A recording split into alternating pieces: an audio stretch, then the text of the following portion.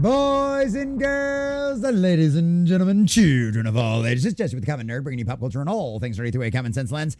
And Disney has really had a rough few years with live action remakes, right? Going a few years back, we had massive success with Lion King and Beauty and the Beast, and then we had what we saw with the Little Mermaid remake, which obviously there was a lot of issues with that one, with the race swapping and stuff like that. But overall, the movie still at least cracked $500 million out there. Obviously, it was indeed a flop. It did lose Disney money out there. And then, of course, their follow-up, their next live-action remake, Snow White and the Seven Dwarfs, starring Rachel Zegler, and all of the insane backlash that happened around that movie, absolutely and undeniably tanked and flopped at the box office. There's just no doubt about that. But, boys and girls, Disney kind of changed their tune a little bit, right? The race swapping and the gender swapping was gone when it came to Disney's Moana, right? The live action remake of that one. And of course, not Disney's Moana out there, Lilo and Stitch. I apologize. Too many Disney remakes. Although the Moana one did do really well. The Moana one did do pretty well as well out there. But Lilo and Stitch. Right, Lilo and Stitch absolutely crushed it at the box office. That movie ended up making over $1 billion globally out there and ended up being a rousing success. So for all of those of you out there asking, why is Disney going back and now bringing Tangled back and actually making a Tangled live action movie after the disastrous dumpster fires that happened with Snow White? Well, boys and girls, it's because they know if they actually stick to the source material, and despite some of the backlash from the ending of Lilo and Stitch 2, you'll actually still make $1 billion with fans. And it looks like that's exactly what there's going on here, with, if the rumors can be believed, which we know how Matt McGloin is with all of his sources over there and the kind of things he reports on. You can pretty much take it to the bank at this point. With Scarlett Johansson being rumored for the cast, this means, guess what? No race swapping nonsense for Tangled. Yes, boys and girls, you might actually get a Tangled star that looks like the princess from the movie. I know, strange concept, right? But at the end of the day, after Lilo and Stitch's success, it makes sense if you just stick to basics, essentially redo the story, but in live action, just like what comic books fans have been asking for decades. It actually turns out to be a success. And when you chase a modern audience by race swapping and modernizing the story, it ends up flopping and turning into a disastrous dumpster fire. So yes, boys and girls, another example of Disney realizing that the woke race swapping, gender swapping nonsense doesn't work is here. Because if these rumors turn out to be true, and it wouldn't surprise me if all of them are, we will of course find out before too long. Guess what? Disney, as far as their children's animation, is indeed ditching all of the woke nonsense. And that is a beautiful thing to see and is a win for fans and families everywhere. So we're going to check out this article from CosmicBook.news, getting all of the juicy details of exactly what Matt's insiders have heard and what else is being reported out there across the rest of the media. But before we do, if you do enjoy our content, hit that like button, share with all your friends, and subscribe or follow if you have not already, boys and girls, because we are grinding, we are growing. We just crossed 2,200. We're sailing our way towards 23. I think we're sitting at like 2,262 on our, or 2,282 on our journey to 100,000. And I could not do that without every single one of you. Also, leave us a comment in the section down below later what you think about all this. Does it surprise you that Disney is ditching the race swapping and all of the diversity, inclusion, and equity nonsense with their live action remakes of their classic children's successes out there? Do you think this rumor is just that, and Disney is going to continue to double down just like they did with Snow White and The Little Mermaid out there? Do you think that trend will continue going forward? Do you think Disney, despite the billions of dollars they have lost, will continue down that path? Or do you think this rumor is actually true and Disney might at least be returning to some semblance of basics when it comes to their live action remakes and actually end up being a success? Let us know what you think about all that in the comment section down below. If you'd like to support the channel, please check out the links in the description as well. All right, from our dear sweet Matt McGloin over at CosmicBook.news. Disney's Tangled back on the table with Scarlett Johansson. No DEI woke reboot. And you know, as we all like to call it, DIE. Why? Because when you do this kind of stuff, it ends up to one thing and one thing only. Your franchise dying. Star Wars, Marvel, Snow White, anyone? Disney Tangled live action remake is back in development after being pulled following the box office disaster of Rachel Zegler's Snow White. Scarlett Johansson is now reportedly in talks to play Mother Gothel, a move that signals Disney might be changing course after years of divisive casting decisions. i.e. all the race swapping and gender swapping. And wow, when you don't do that and actually stick to the source material, for the most part, you know what you get? $1 billion Lilo and Stitch movie. And you know what? It wasn't just the international that carried this one like some other movies. No, almost half of it was made in the United States.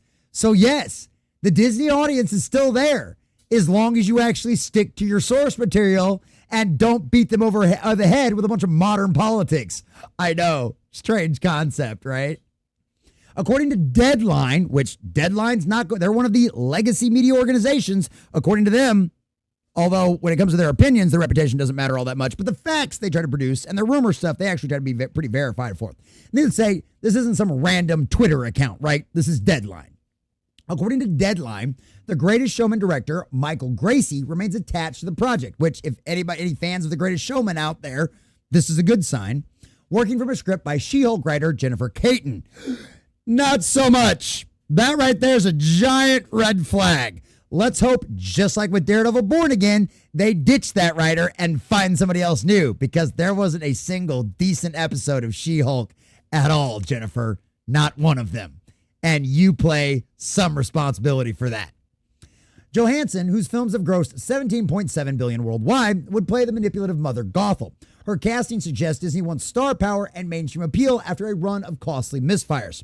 Johansson recently starred in Jurassic World Rebirth, which made over $867 million worldwide, which obviously is also one of the lowest grossing in that entire franchise so far, since kind of the whole restart of all of that kind of stuff out there. But Johansson, we know Disney likes to work with actors and actresses that they've already worked with in the past, right? So this isn't something surprising. Hollywood has a really bad tendency of doing this and overusing actors and actresses. In this case, it's animation, so it's not going to be as forefront in your face. But even after all of the lawsuit and everything else, like, as long as they're willing to pay her and as long as all that stuff's settled, she's going to come back. You know what I mean? She's not going to have a problem working with Disney again. It was probably more she's got a bad taste in her mouth for Kevin Feige and what happened over there at Marvel. But needless to say, that shouldn't be out of the realm of possibility just because of the lawsuit and all of that kind of stuff. Disney paused Tangled earlier this year after Snow White became a PR and financial disaster. Yeah, exactly. That one lost hundreds of millions of dollars at the box office.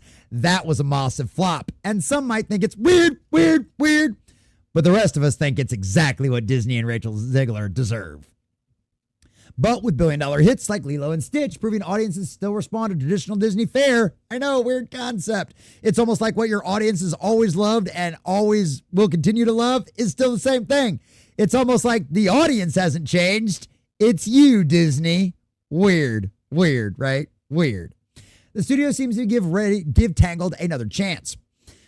The big question is, who will play Rapunzel? In the 2010 animated casting, Rapunzel likely won't be another DEI casting. Yeah, after the mistake, because, I mean, and that's the thing about it is people inside of Disney know these were mistakes, right? They know the race swapping and the gender swapping was mistakes, at least inside of Disney proper. Marvel, I'm not entirely sure.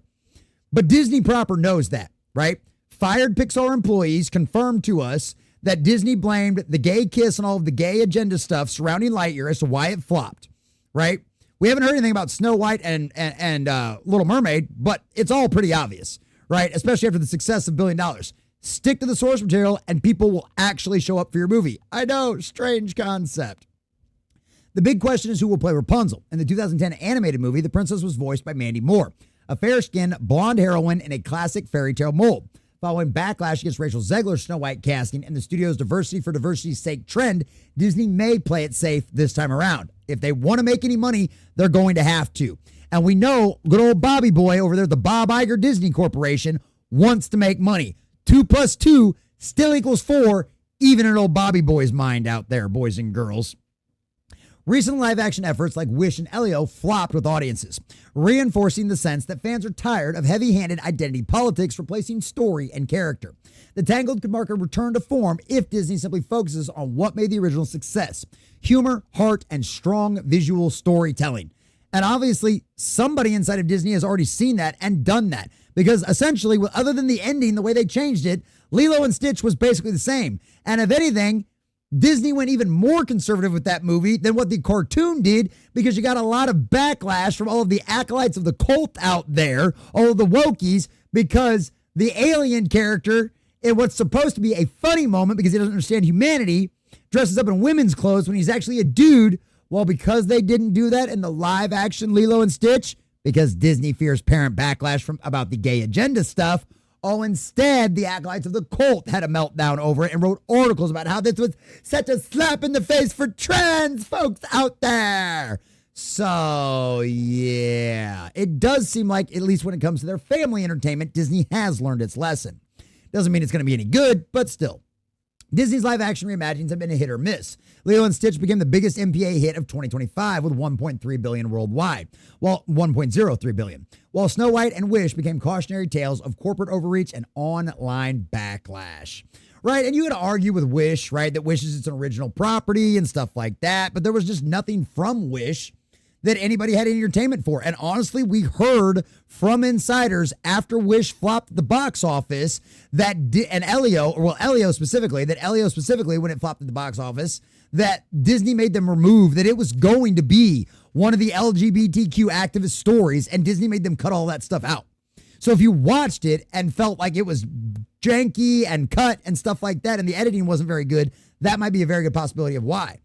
So it's one of those things which is really funny, because I used to do a lot of these videos in the early days over on our old channel, the early days about how Disney had two options, right? Because we knew the audience wasn't going to change, right? Despite all of the activists, despite Lucifer's best laid plans, the majority of the audience out there does not accept the woke, right? They don't want it. They don't want your virtue signaling. They don't want your politicking. And most importantly, they don't want your crappy storytelling that comes when you force diversity into absolutely everything and you try to do storytelling like painting by the numbers, like all these check boxes you have to have. Well, we got to have a black character. We got to have a gay character. We got to have we got to have a woman. We got to have a strong, powerful woman. We got to have a bunch of stupid guys and yada, yada, yada, right?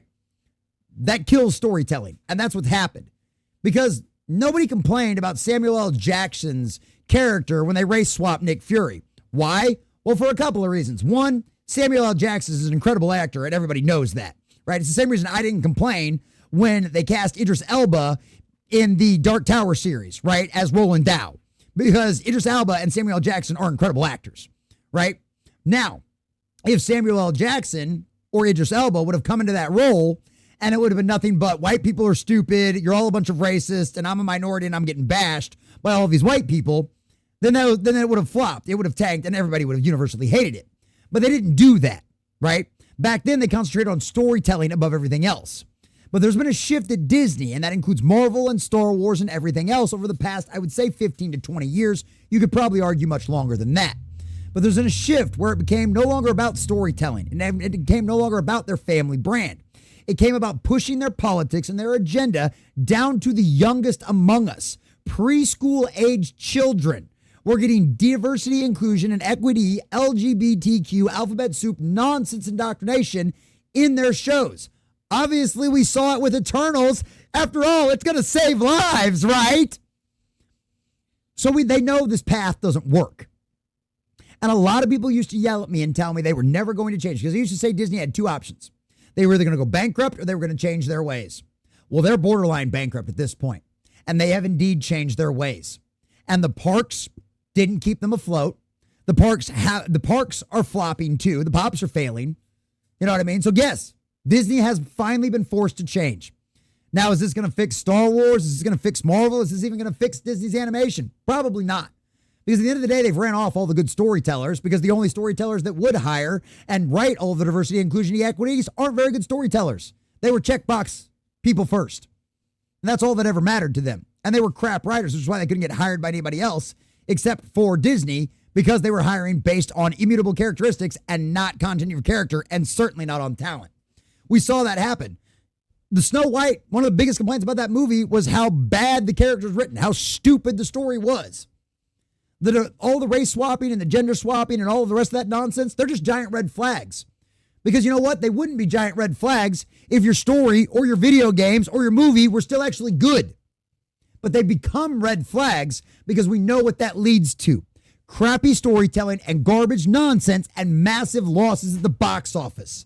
And it looks like with the Tangled live action now casting Scarlett Johansson, Disney has indeed learned its lesson, boys and girls, and this movie will probably end up making them $1 billion at the box office. And it's a weird, strange concept when you actually listen to your audience, your fans, and most importantly, the customers that actually pay your bills, what actually happens. Boys and girls, Disney's family of entertainment has once again ditched the woke messaging, and it's going to end up making them a lot of money. And unfortunately, I hate to say this, just doing that alone will make them $1 billion at the box office. And because of all of us out there, it'll be exactly what they deserve. And it'll be exactly what we deserve too. A big shout out to all of our subscribers and members out there. Thanks for watching, and make sure you guys like and subscribe if you have not already.